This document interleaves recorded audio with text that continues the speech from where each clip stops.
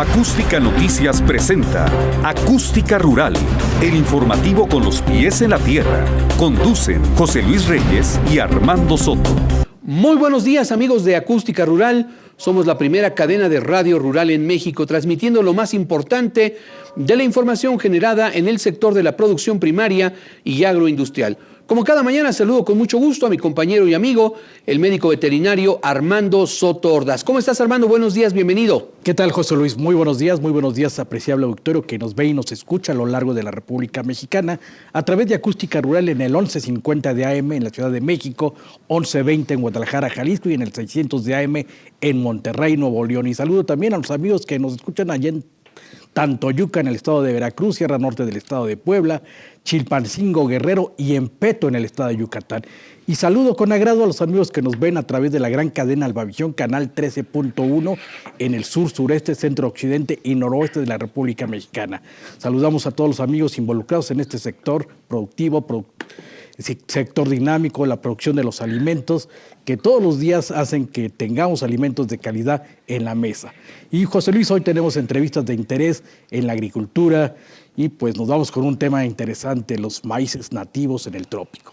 Así es, Armando. En la línea de Acústica Rural está el doctor Roberto de la Rosa Santamaría. Él es profesor e investigador del Colegio de Posgraduados en el estado de Tabasco y como lo adelanta mi compañero, vamos a hablar precisamente de mejoramiento genético de los maíces tropicales. Sin duda, un tema muy interesante tomando en cuenta pues la importancia que tiene el maíz para todas las culturas mesoamericanas y en general en la actualidad para todos los mexicanos. Doctor de la Rosa Santamaría, muy buenos días, gracias por aceptar nuestra llamada. Buenos días, José Luis. No, pues es un gusto compartir con ustedes estas experiencias que hemos tenido en el quehacer que tenemos en el Campus Tabasco del Colegio de Posgraduados. Igual un gusto, saludo a los Armando.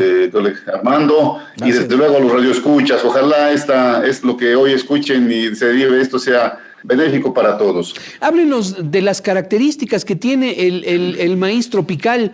Sabemos que, por ejemplo, estados como Chiapas, el propio Tabasco, Campeche, tiene una producción maicera importante, doctor. Sí, mira, en primer lugar existen diferentes aspectos que comentar al respecto, en ese sentido.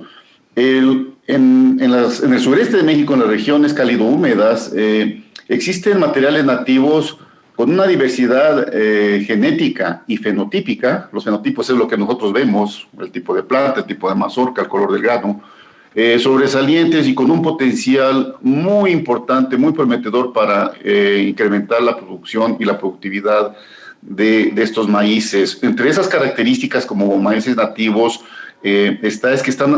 son poblaciones adaptadas a las condiciones de, por ejemplo, extremas temperaturas de calor.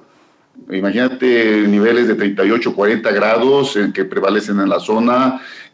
Aunque son zonas muy lluviosas, por ejemplo, en Tabasco, también hay épocas de mucha sequía, es estrés por falta de agua y conviven con este tipo de factores ambientales estas poblaciones.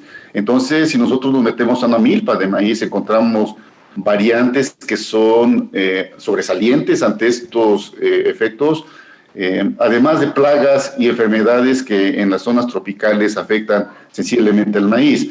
Entonces, el detalle es que estas son un reservorio de genes, es un material, un recurso genético valioso para las poblaciones, para el sector rural en México, para la investigación también, y que merece atención desde el enfoque del mejoramiento genético para integrarlo a los sistemas de alta productividad en primer lugar.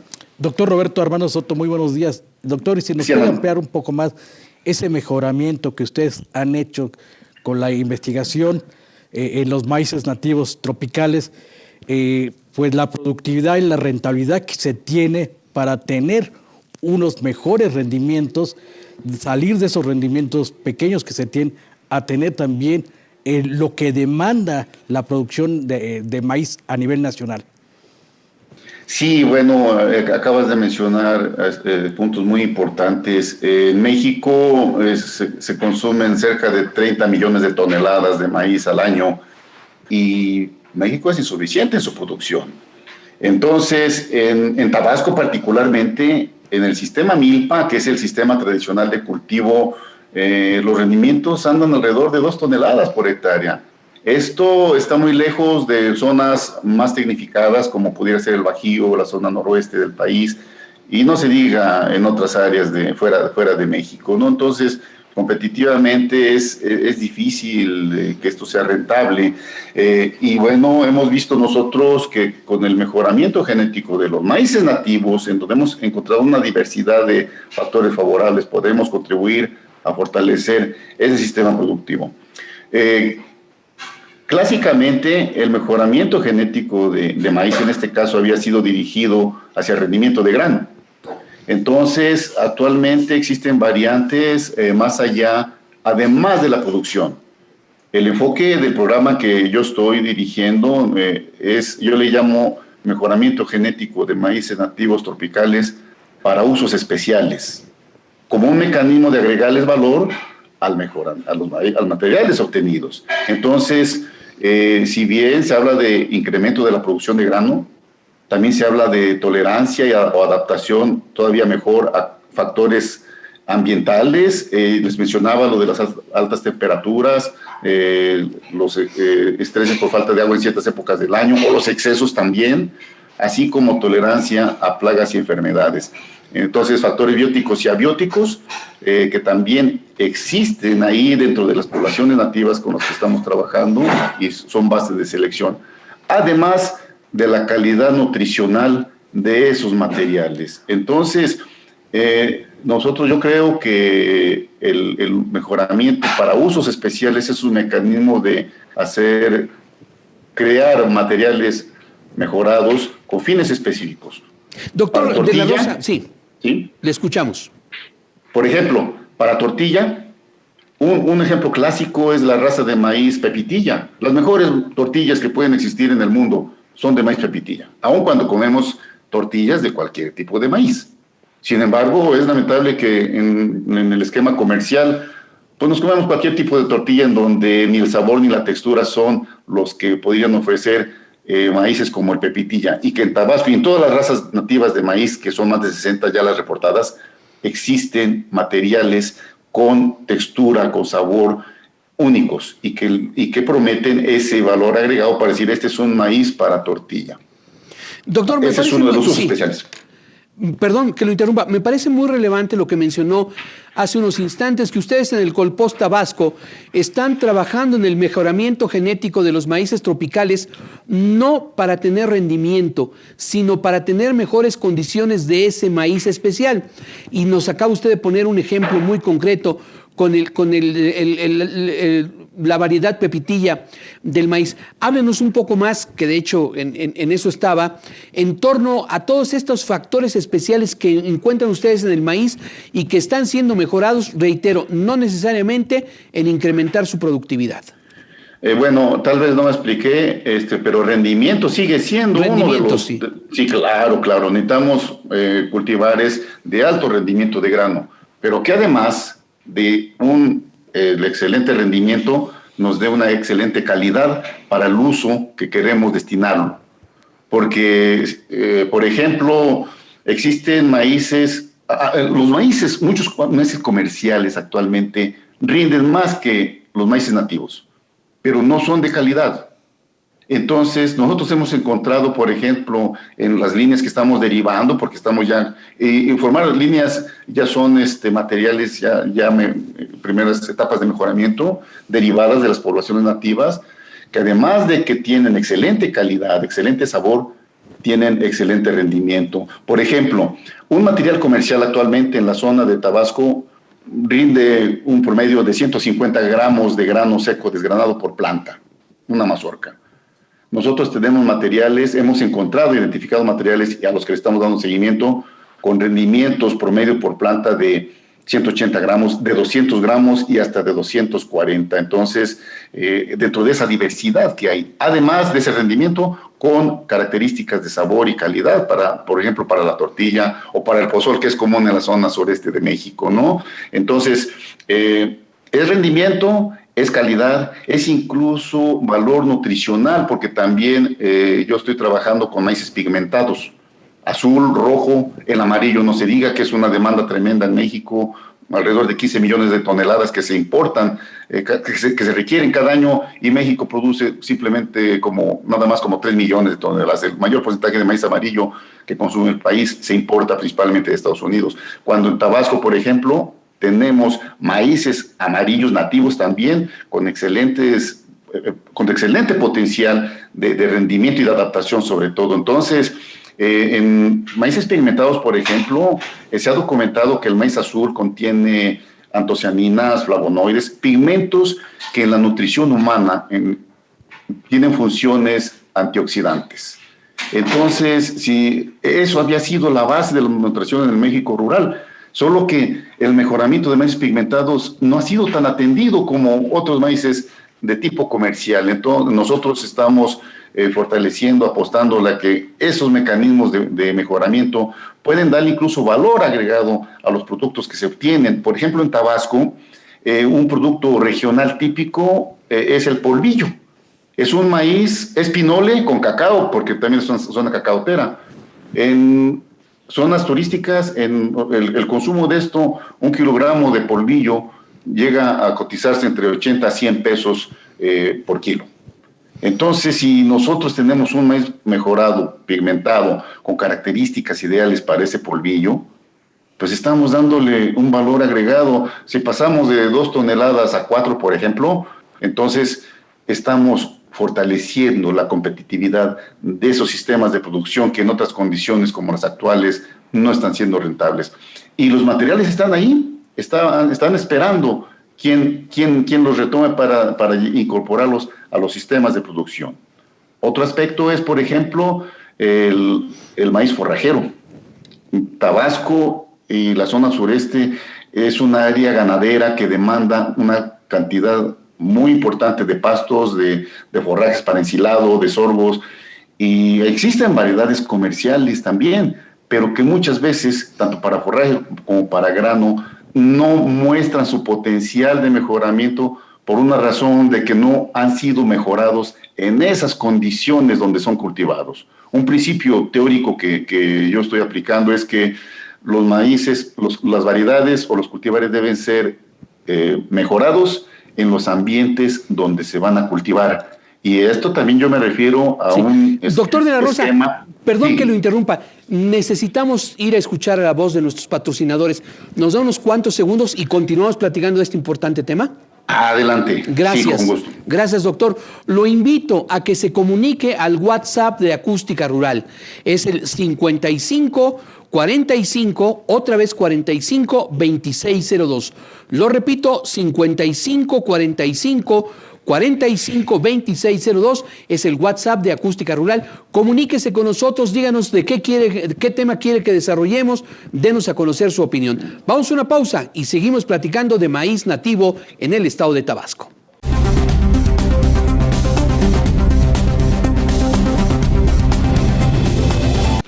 Continuamos, amigos de Acústica Rural, la primera cadena de radio rural en México. Les reitero nuestro número de WhatsApp para que se comunique con nosotros y nos externe su opinión, los temas que usted quiere que desarrollemos y en general lo que usted quiera mencionarnos a los que conducimos este programa.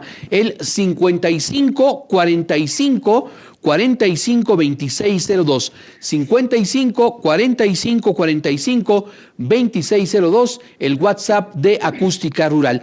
Estamos platicando con el doctor Roberto de la Rosa Santamaría, profesor investigador adjunto del Colegio de Postgraduados en el estado de Tabasco, en torno a este mejoramiento genético de maíces tropicales. Y doctor, nos hablaba usted de la importancia que tiene el maíz con el que se elabora el polvillo, esta mezcla de maíz y cacao que tanta demanda tiene en Tabasco. Nos hablaba usted también de las variedades para maíz amarillo, maíz forrajero, maíz para ensilaje que ustedes están desarrollando allá en el Colpós de Tabasco.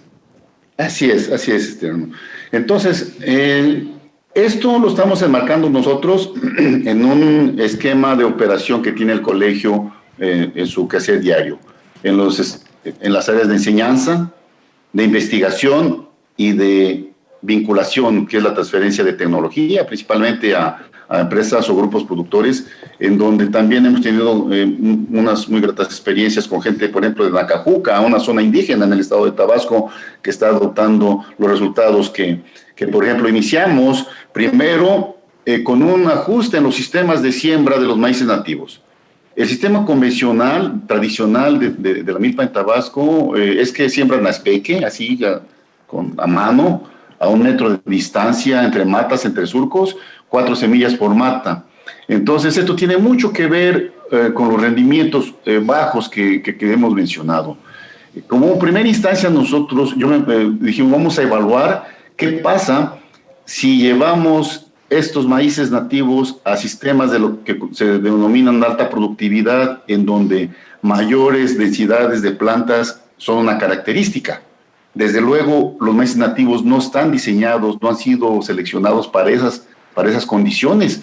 Sin embargo, en un primer trabajo que hicimos, y fue la tesis doctoral de un estudiante tabasqueño, por cierto, de doctorado en el Colegio de Posgraduados, encontramos que al incrementar la población de 40,000 plantas en el sistema tradicional a 80,000, al doble prácticamente, los rendimientos se duplicaron técnicamente a 4 toneladas, 3,890 kilogramos en el simple ajuste de siembra. Muchas de esas plantas sobresalieron en su rendimiento, les he mencionado, mazorcas con rendimiento individual de 180 a 200 gramos, las seleccionamos, nos pusimos a seleccionar en esas condiciones y nos fuimos a una siguiente etapa que eso ya es el mejoramiento, formar lo que se llaman líneas endogámicas.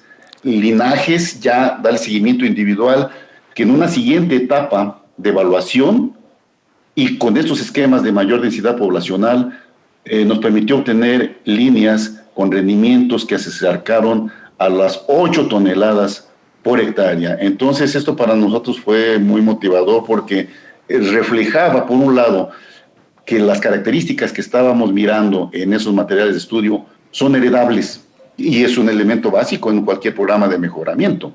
Entonces, el hablar en condiciones experimentales, claro, de 8 toneladas, es hablar ya de otras cosas y de un avance en este programa que estamos haciendo. Junto a esto, incluimos otra característica que es la prolificidad, en donde las plantas por naturaleza pueden dar más de una mazorca, 2 o 3 a veces, dependiendo cómo se cultiven, y seleccionamos en ese mismo esquema de mayor densidad de población líneas, materiales con dos mazorcas, que nos daban 2 mazorcas. Y las mejores líneas que evaluamos en este nuevo sistema de mayor densidad poblacional se acercaron a las 12 toneladas por hectárea. Estamos hablando de condiciones experimentales, claro, pero son etapas que en las que vamos avanzando y bueno, estamos muy entusiasmados por estos resultados. Esto dio pie a que en el 2020 desarrolláramos el Prodeter Maíz Mején en Nacajuca, Tabasco, en coordinación con la SADER y con la Secretaría de Desarrollo Agropecuario del Estado de Tabasco.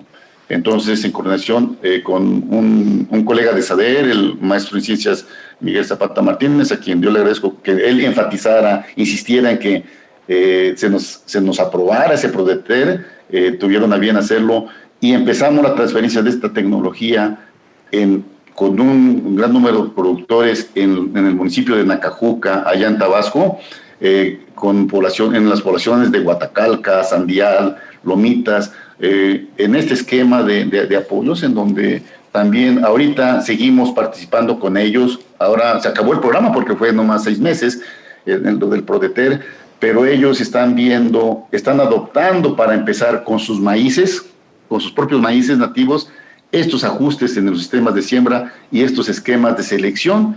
Entonces, constantemente los visito y me dicen, oiga, es que sí rinde más a como lo estábamos haciendo, ¿no? Y esto para nosotros es satisfactorio porque el medio rural, la gente esta que trabaja, nos está viendo los resultados y está empezando a recibir los beneficios de los esfuerzos y de las inversiones que ellos hacen. Y en ese sentido estamos avanzando en la transferencia de tecnología, en la graduación de estudiantes. Se graduó, les mencionaba el doctor Juan Salvador Ramírez Gómez, oriundo de Tabasco. Actualmente está otro estudiante en nuestro programa de maestría en ciencias trabajando con con maíces de este tipo, para ahora seleccionando todavía más para rendimiento de grano y de forraje. Y bueno, son temas que incorporamos también en el esquema de enseñanza que nosotros como institución de educación superior desarrollamos. Y es en ese entorno como estamos desarrollando estos trabajos. Y bueno, con el entusiasmo, con este ánimo que nos muestran las propias poblaciones naturales, en este caso de maíz nativo allá en Tabasco. Doctor Roberto de la Rosa, si nos puede comentar un poquito más detallado en la capacitación, en estos trabajos de investigación que usted en rentabilidad y productividad y calidad, ya nos habló también de las características nutricionales. Hoy si nos puede también comentar en las características que se tienen en la actividad agronómica. ¿Cómo capacitan? ¿Cómo es lo que se está esperando dentro de esta producción de maíces nativos para tener esos rendimientos que van de 2 a 4 y hoy los trabajos de experimentación que van arriba de las 8 toneladas por hectárea? Sí, en primer lugar, nosotros empezamos a recorrer con apoyo del maestro Zapata Martínez, la región de Nacajuca. Y visitamos, tuve la oportunidad de conocer a productores, cooperantes entusiastas, gente incluso de edad, don Leonides Elván, un gran amigo también, ya el señor de antes, que cuando le hablamos del maíz Mején, que es uno de los tipos con los que estamos trabajando, dicen, oiga, pero si es el Mején, el maíz de nosotros. Le digo, pues de eso se trata, don Leonides. Quisiéramos que nos dieran la oportunidad al colegio de poner parcelas demostrativas con sus maíces y con los maíces que tenemos nosotros, que también son de aquí del área, para que ustedes vean lo que estamos haciendo, para que ustedes vean los resultados que hemos obtenido con estos sistemas de producción que estamos ajustando a través de la investigación. Pusimos diferentes parcelas demostrativas en diferentes localidades, se organizó la gente y eso lo ocupábamos como centros de capacitación, además de los trabajos convencionales de aula, ¿no? De proyecciones en PowerPoint, de imágenes para explicar de la manera más accesible algunos aspectos teóricos, pero tratando de hacerlos accesibles. Y de ahí nos íbamos al campo en visitas intermitentes desde la siembra, el cultivo, el seguimiento, el manejo, hasta la cosecha y evaluar incluso la cosecha en los diferentes sistemas de producción, porque pues hacíamos prácticamente experimentos. A ver, aquí está el sistema convencional, aquí están los sistemas que mejores resultados nos han dado en las investigaciones que hacemos y queremos que lo vean y lo comparen. Entonces, ellos mismos iban convenciendo, iban viendo, eran partícipes de los trabajos que hacíamos, nos ayudaban y con sus propios maíces decían, oiga, es que yo ya sembré así como usted le está haciendo. Y lo van adoptando. Es realmente muy grato cuando ellos comparten las experiencias que empiezan a adoptar, porque es un voto de confianza. Y después, claro, nosotros ya lo caminamos. Yo ya lo caminé, yo sé que eso les va a pasar, les va a resultar.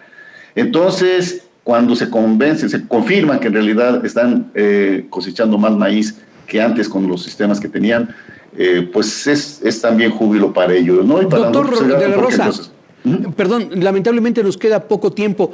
Yo quiero preguntarle, ¿qué están haciendo ustedes, los académicos del Colpós, para que una vez que han identificado esas variedades de alto rendimiento, las multipliquen y tengan capacidad de reproducirla para que llegue al mayor número de productores? Sí, la meta es registrarlas ante el SNICS, el Sistema Nacional de Semillas.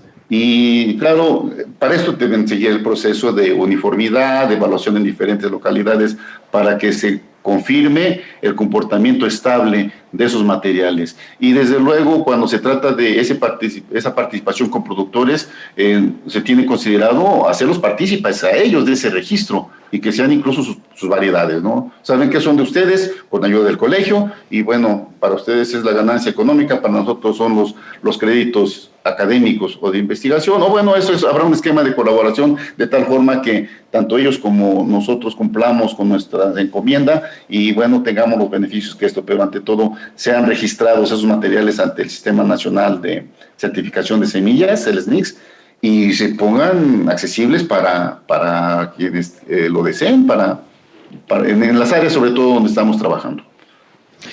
Ahora, doctor, hable usted de la importancia que tiene que estos maíces sean nutritivos y que aporten nutrientes al organismo. Bueno, en este aspecto ya ha habido experiencias en otros casos de mejoramiento de maíz para mayor calidad proteínica. El maíz es más un alimento energético por los almidones que tiene, porque la proteína que tiene, la ceatina, no es tan de buena calidad para el consumo humano, sobre todo porque carece de dos aminoácidos esenciales, la lisina y el triptofano. Ha habido esfuerzos y éxito en el mejoramiento de maíces con mayores contenidos de estos aminoácidos. Entonces, en el caso de nosotros también estamos trabajando con los maíces pigmentados por los efectos antioxidantes que tienen los pigmentos que tienen ahí.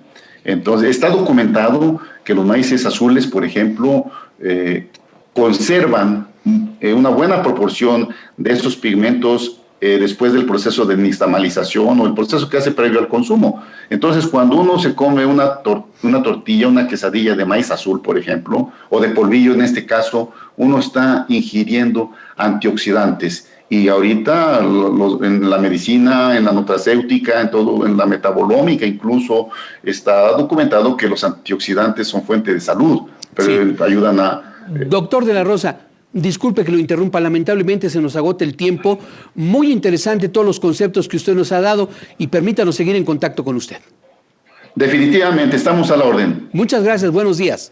Buenos días. Gracias al doctor de la Rosa por esta interesante entrevista.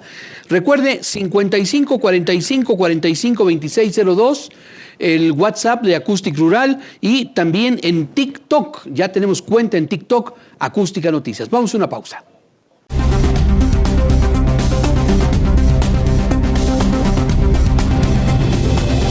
Continuamos, amigos de Acústica Rural, la primera cadena de radio rural en México. Y bueno, en la medida que avanza el proceso de vacunación y se reduce el número de personas hospitalizadas en la capital de la República Mexicana, vamos a retomar nuestras entrevistas presenciales. Este es el caso que tenemos en este momento, en donde nos acompaña el ingeniero Víctor Rosas. Él es presidente del Sistema Producto Ornamental de la Ciudad de México. Ya estamos en octubre. Cada día se acerca más la celebración del Día de Muertos y vamos a hablar de la producción de flor de cempasúchil. Víctor, ¿cómo estás? Muchas gracias por acompañarnos.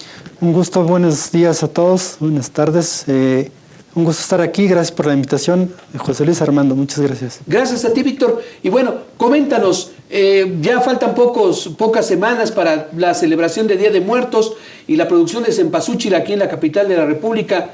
Pues, ¿cómo se encuentra, Víctor? Este año parece que viene bien.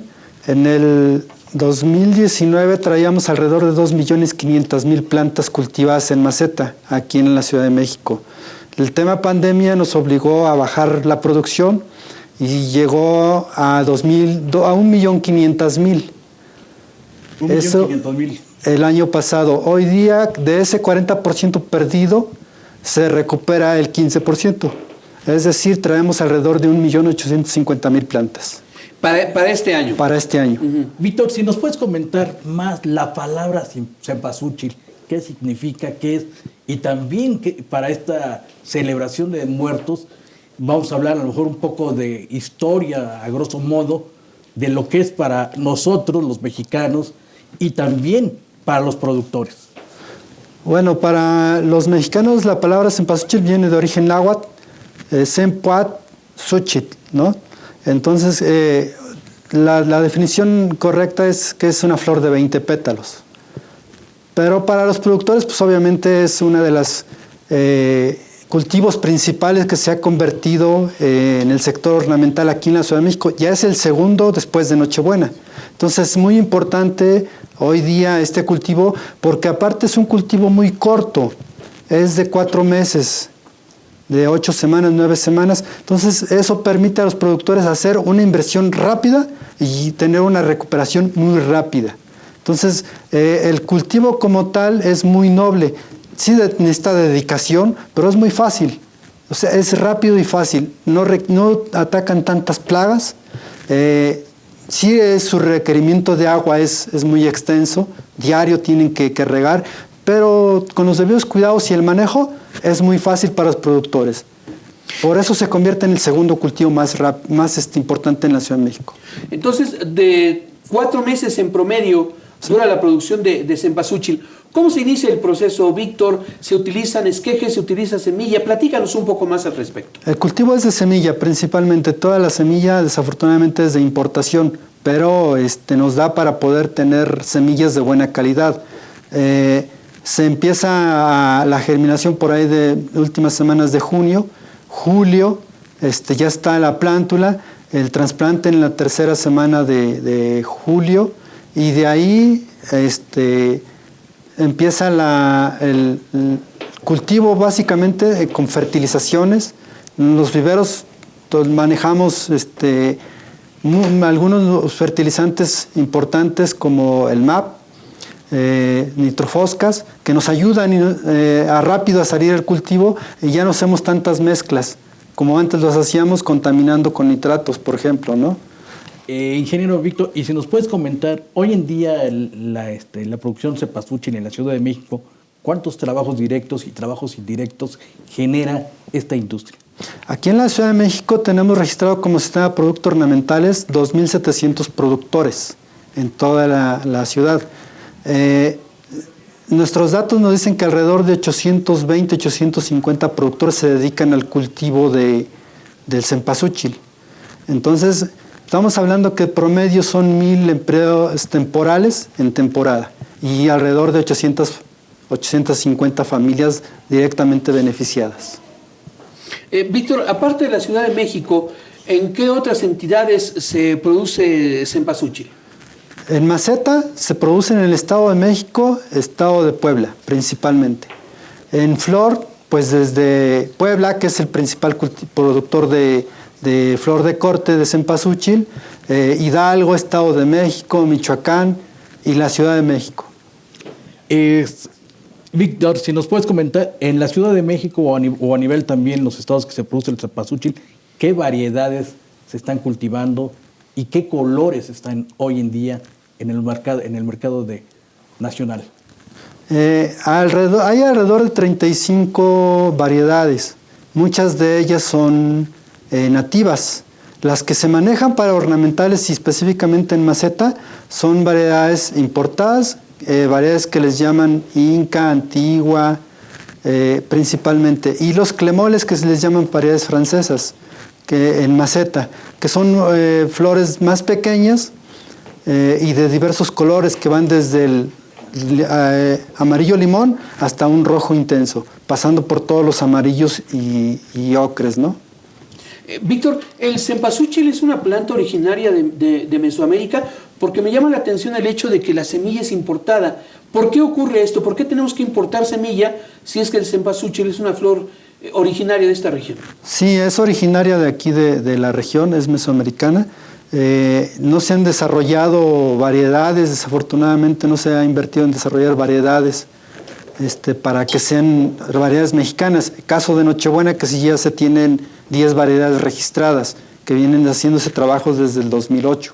En cempasúchil desafortunadamente no se ha hecho, se toma como una planta más nativa, pero no se ha hecho el trabajo de ninguna investigación. ¿Por qué razón? Yo creo que los investigadores no han encontrado un nuevo nicho de mercado, por decirlo así, en estar probando y atendiendo el sector ornamental, principalmente porque este cultivo es temporal y atiende al sector ornamental.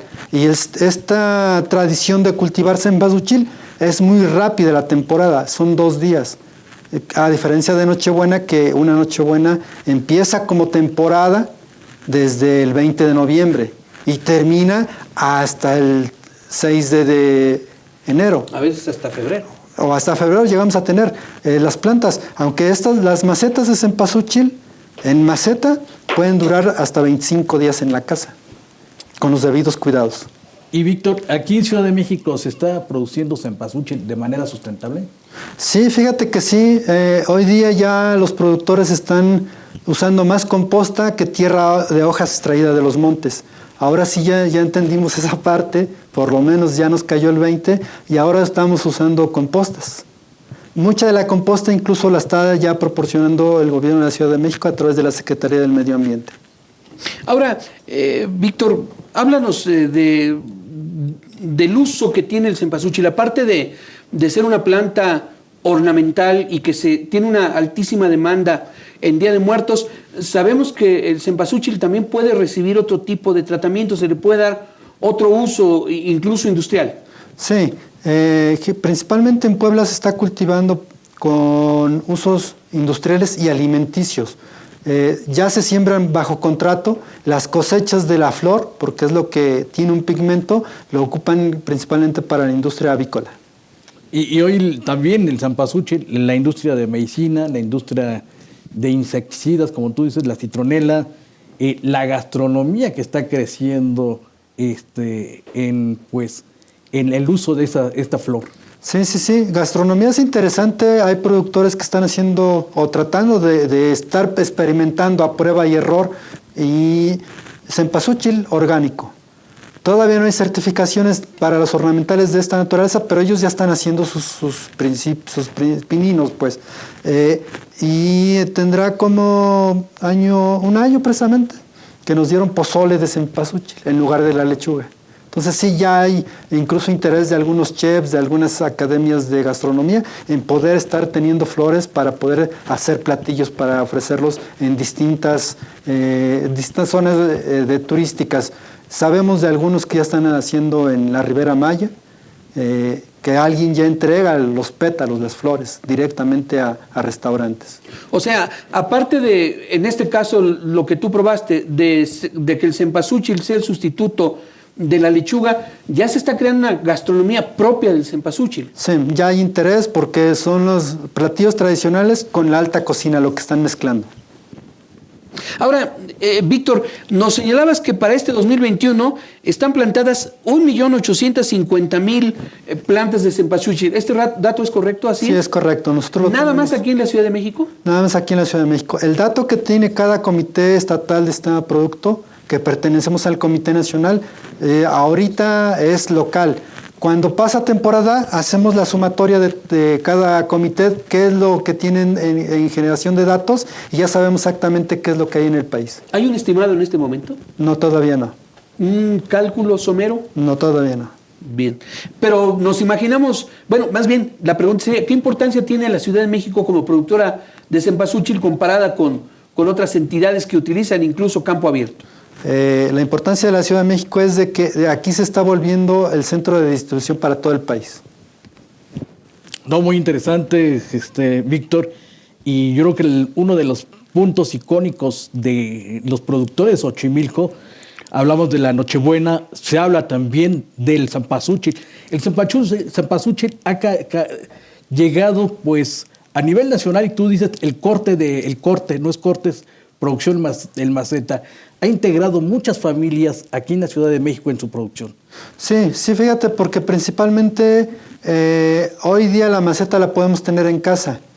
El ramo de cempasúchil generalmente se destinaba para panteones. Con el tema de pandemia, los panteones no estuvieron abiertos el año pasado, por eso también cayeron mucho las ventas y la producción.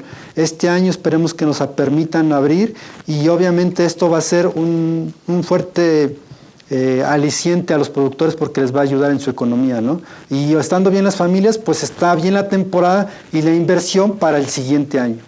La Ciudad de México es el principal mercado productor, que adquiere cempasúchil.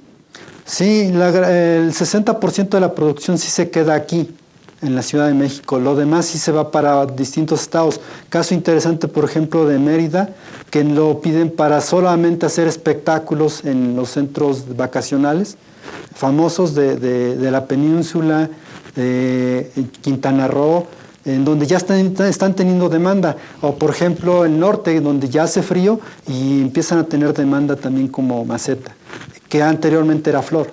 Víctor, ¿nos das unos cuantos segundos? Vamos a escuchar a la voz de nuestros patrocinadores y le recordamos, Acústica Rural ya tiene WhatsApp. Envíenos un mensaje al 55 45 45 2602. 55 45 45 2602 es el WhatsApp de Acústica Rural, y también tenemos nuestra cuenta como Acústica Noticias en TikTok, en Facebook y en YouTube. Sintonícenos y síganos por ahí. Vamos a una pausa, regresamos enseguida.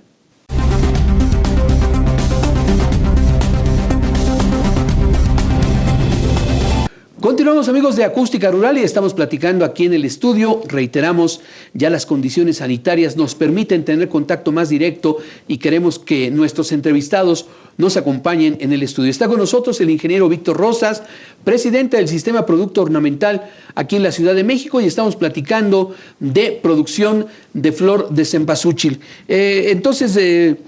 Víctor, nos platicabas del uso que se da al cempasúchil en regiones del sureste y del norte de la República Mexicana. Sí, en el norte no tenían tanto el uso para tenerlo en las ofrendas. Generalmente es difícil las condiciones de mantener una flor, pero hoy día con la maceta ya les da más opciones para poderla tener en los altares y llevarla al panteón incluso. Y Víctor, y tú dices algo interesante. ¿Qué podemos hacer para mantener nuestra flor de cempasúchil? Muchas mujeres, amas de casa, compran el cempasúchil, a veces no les llega para el día 1 y 2 de noviembre.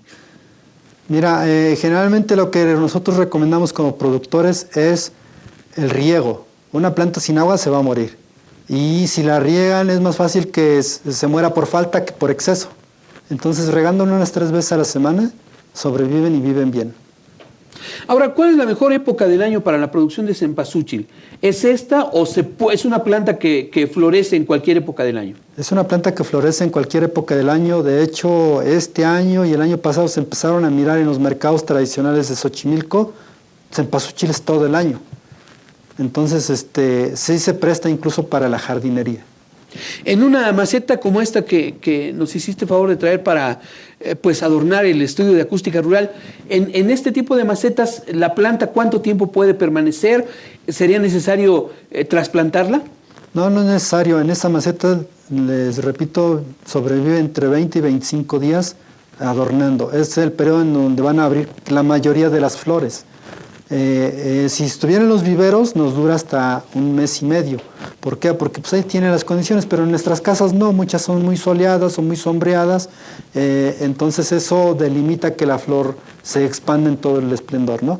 Pero sí dura bastante y yo creo que el riego será lo principal, mucha luz.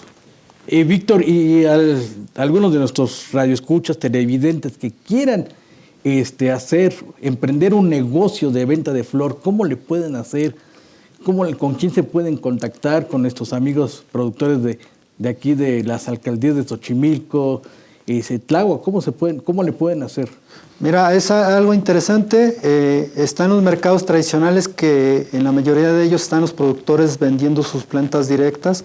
Está el mercado de nativitas, el de Madreselva, el de flores y plantas de Ocoemanco, el de Acuescomac en San Luis Tlaxialtemalco. Incluso está el mercado de Jamaica y la misma central de abastos. Acuden directamente productores. Y lo que estamos haciendo nosotros como sistema de producto es enlazarlos. Obviamente tenemos el padrón de productores y sabemos en dónde están cultivando. Los podemos enlazar, les pasamos los datos de los productores y ya se pueden arreglar directamente con ellos. Los precios sí son convenientes. En el mercado oscila entre 15 y 18 pesos hoy día. Y conforme se acerque la temporada, puede bajar o puede subir, depende de la demanda. Pero eso sí, son precios de mercados tradicionales o de productores, dependiendo calidad, tamaño y variedades, ¿no? Pero ya una planta en Durango de cempasúchil como las que tenemos aquí enfrente está en 35 pesos, 40 pesos. Entonces ya se pueden animar porque incluyendo flete le pueden tener un buen margen de ganancia. En la península, en Yucatán, se están vendiendo a 40 pesos hoy día. ¿Es una planta que resiste el calor, por ejemplo, de la península? Sí, sí lo resiste. Y generalmente se dice que las plantas de Xochimilco resisten varios climas. Y sí es cierto, sí lo resiste. El año pasado mandamos algunas plantas, algunos millares, y sí resistieron bien en temporada. 1.850.000 plantas que se sembraron en la Ciudad de México, ¿son suficientes para esta temporada? ¿Habrá exceso de demanda o no sé, no habrá esta demanda que se espera? Esperemos que con el tema pandemia falte planta para ofertar. Traíamos, como repito, 2.500.000 y se estaban comercializando casi en su totalidad, todas. pero tema pandemia nos permite no invertir tanto, no había tanto recurso para invertir, por eso cayó el 40%. Esperemos que este año sea buena temporada para que el otro año podamos recuperar ese 25% que tenemos para llegar a los 2.500.000 plantas. Víctor, Adelante, Armando. Víctor, este año, ¿cuántas plantas están produciendo y cuántas plantas piensan vender en Ciudad de México? Te digo, traíamos el 60% solo para la Ciudad de México. La cultura de los capitalinos sí era comprar plantas para tenerlas en casa y aparte llevarlas al panteón. Entonces, y aparte el gobierno estaba haciendo inversiones para adornar toda la Ciudad de México con cempasúchil. Entonces sí era suficiente. Hoy día esperamos que no sea suficiente lo que tenemos nosotros en producción, que falte planta para poder tener el otro año nuestros calendarios programados con más plantas en nuestros viveros. A este respecto, Víctor, el gobierno de la Ciudad de México ya se puso en contacto con ustedes, lo señalas atinadamente, prácticamente desde mediados de octubre, camellones tan importantes como el de Paseo de la Reforma y otras arterias de la ciudad se llenan de flor de cempasúchil. ¿Eso va a ocurrir en este 2021? Y segundo, ¿ya tienen contacto para confirmar que los panteones serán reabiertos ya en su totalidad para estas fechas 1 y 2 de noviembre, que ya están muy próximas? Los panteones no sabemos, es decisión de cada gobierno, no sabemos todavía, como productores nos han hecho un comunicado, ni como comunicado a la sociedad. No sabemos si se va a aperturar. Eso ayudaría mucho al desplazamiento de la planta. Y no solo el desplazamiento, sino a lograr el mejor precio que nosotros buscamos.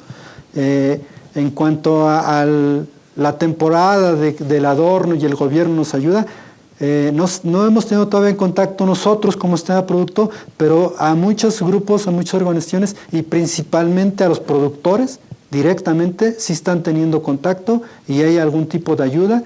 Va a haber, se supone, el año pasado hubo una ayuda, romerías en todas las delegaciones, hay exposiciones, hay ferias, entonces eso esperemos que ayude. Conforme se venga acercando más la temporada, se verán ya estas noticias de que en tal lugar ya hay una feria, ¿no? Una romería, y esperemos que eso también ayude a desplazar la mayor cantidad de plantas. Eso significa que se tiene que dar la coordinación entre ustedes, Sistema Producto Ornamental, con la Comisión de Recursos Naturales, Desarrollo Rural, la Corena-DR. No es necesario, ellos hacen sus acciones, nosotros como Sistema Producto Ornamentales de aquí de la Ciudad de México también hacemos algunas acciones y no es necesario coordinarlas. Si las coordinamos, qué mejor en beneficio de los productores, ¿no? Y bueno, pues hacemos votos para que se dé esa coordinación, sobre todo porque 2020 y lo que va de 2021 para Sistema Producto Ornamental ha sido muy difícil. Ha sido muy difícil en general para todo el sector ornamental a nivel nacional. No era posible que no nos abrieran panteones y sí estuvieran abiertos algunos bares, ¿no? Por ejemplo. Hemos sido de los más castigados, pero hemos sobrevivido y ahorita hoy día estamos aquí con la producción adelante. Sí, adelante, Armando. Víctor, y si nos puedes comentar, hoy en día ustedes como productores, también como comercializadores, ¿qué tecnologías están poniendo hacia el consumidor para tener una mejor venta de flores, estas flores de temporada? Hoy tenemos cempasúchil, para el próximo mes tenemos Nochebuena. Fíjate que es algo interesante, nosotros hemos estado promoviendo el uso de aplicaciones. Bien o mal ya tenemos muchas aplicaciones o muchas plataformas que son ya tradicionales, está el Facebook, está el Twitter. Hoy día incluso estamos promocionando con los productores que utilicen la banca móvil, ¿no? Entonces, creo que está dando buenos resultados. Si ya la gente, el público en general, se mete a las páginas de Facebook y Twitter, ya encontrará algunos productores que están ofertando plantas. Y ahorita en temporada principalmente de cempasúchil. Pero ya encuentras productores, en mi caso, que estamos ofertando crasuláceas, las plantas propias de temporada de primavera, de verano y de otoño. Entonces, sí están funcionando, por lo menos estamos diversificando y tratando de modernizar el mercado.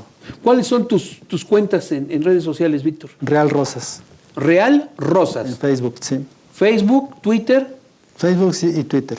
Real Rosas. Real Rosas. Todo junto. Bueno, pues para quien esté interesado en contactar al ingeniero Víctor Rosas en su vivero y puedan aprovechar pues la temporada de flores en cempasúchil. ¿Y cómo va la temporada para Nochebuena? Va bien, va bien. Desde el año pasado fue buena temporada, a diferencia de cempasúchil que se nos atrancó. Nochebuena viene muy bien. Todavía no tenemos la contabilidad exacta de más o menos cuántas plantas pueden haber, porque no sabemos todavía, por ejemplo, el dato de la alcaldía de Xochimilco, cuántas, en un programa de apoyo y ayuda que tiene hacia los productores, cuántas desplazó hacia los productores, cuánto fue el apoyo. Entonces todavía no tengo tantas cifras, pero en calidad va bien. Qué bueno. Pues muchísimas gracias al ingeniero Víctor Rosas, presidente del Sistema de Producto Ornamental de la Ciudad de México, por estar presente aquí en Acústica Rural. Víctor, muchas gracias. Un placer y siempre a la orden. Muchas gracias. Y bueno, Armando, aprovechar estos minutos para invitar a nuestros amigos a que se unan a la conversación, a que establezcan contacto con nosotros y nos hagan saber sus propuestas, sus comentarios, sus dudas, sus sugerencias, también sus críticas. Con mucho gusto las recibimos y las respondemos. Recuerde, tenemos un WhatsApp de Acústica Rural, 55 45 45 2602. 55 45 45 2602. Tenemos nuestras cuentas en YouTube, nuestra cuenta en Facebook, nuestra cuenta en TikTok, y yo lo espero en mi cuenta de Twitter, @PepeAcoustic. Mándeme un correo, mándeme mensajes, sígame, lo mantenemos ustedes informados de todo lo que se haga en Acústica Rural. Y bueno, Armando, antes de despedirnos, pues ya el ingeniero Rosas nos dio información muy relevante de cómo va la producción de cempasúchil y de flor de Nochebuena. Estar atentos a lo que conversamos con el doctor Roberto de la Rosa en torno a la producción de mejoramiento genético de maíz en Tabasco. Así es, José Luis, la investigación, todo la coordinación, la cooperación de estas instituciones para el desarrollo de México, los trabajos que están haciendo también los amigos de Invernados Productores para llevar más productores, tener más fuentes de trabajo y también un crecimiento y desarrollo a nivel nacional. Bien, pues estamos llegando a la parte final de Acústica Rural. Armando, muchas gracias. Gracias, José Luis. Excelente día y provechoso. Y como siempre, agradecemos al equipo técnico y de producción de Acústica Rural su valiosa asistencia y los invitamos a que continúe en sintonía con este programa y pues le deseamos que tenga usted un excelente día y reitero, siga en contacto con nosotros a través de redes sociales y de otros medios. Gracias, buenos días.